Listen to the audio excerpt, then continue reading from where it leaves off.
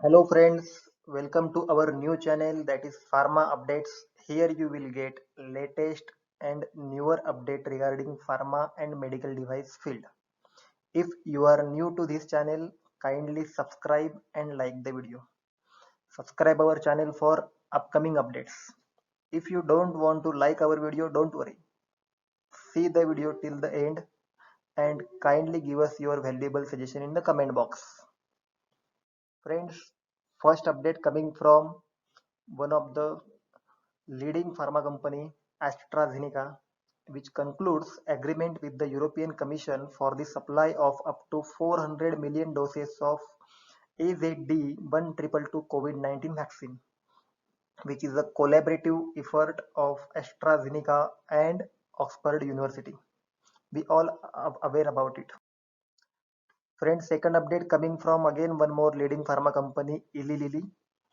Lilly initiates phase 3 trial of LYCoV555 for prevention of COVID-19 at long-term care facilities in partnership with the National Institute of Allergy and Infectious Disease. Next update again from two leading pharma companies. One is Sanofi, which is French, and second one is GlaxoSmithKline. Sanofi and Glaxo selected for Operation Warp Speed to supply United States government with the 100 million doses of COVID-19 vaccine. Friends, next update coming from Bayer. Bayer has announced plans to acquire UK-based biotech company Candy Therapeutics in a move to expand its drug development pipeline in women healthcare. Friends, Candy Therapeutics is UK-based bioscience company which is highly active in women healthcare research and development. Friends, next update again from US. Medtronic to buy Companion Medical, which is also one of the leading company in diabetic management, adding connected insulin pen to diabetes unit. Friends, Companion Medical is US-based firm. Medtronic on Tuesday announced it's buying privately held Companion Medical, the maker of InPen, which is the only FDA-cleared smart insulin pen system paired with integrated diabetes management app and that available in the market. Friends, next news coming from Siemens Healthcare. Siemens Healthcare also buy one more leading company that is Varian. Varian is US based company which is active in onco radiation therapy. Siemens Healthcare will buy radiation oncology system and software maker Varian Medical in all cash deal. It valued at $16.4 billion. Friends, now we will going to focus on some updates from our India. First update regarding e-pharmacy. All are aware Amazon going to enter in e-pharmacy market.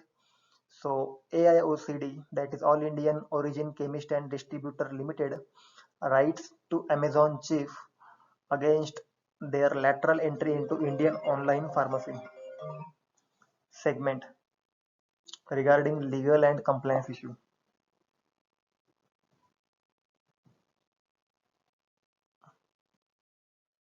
Friends, next update again from our Indian market, that is Bangalore based organization. Friends, this is one of the exciting update we can say.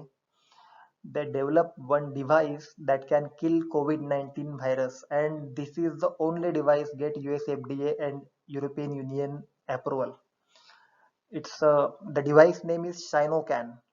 Bangalore-based Center for Advanced Research and Development, the research wing of organization, has come up with the device that is Shinocan, which neutralize the coronavirus. When we speaking to Dr.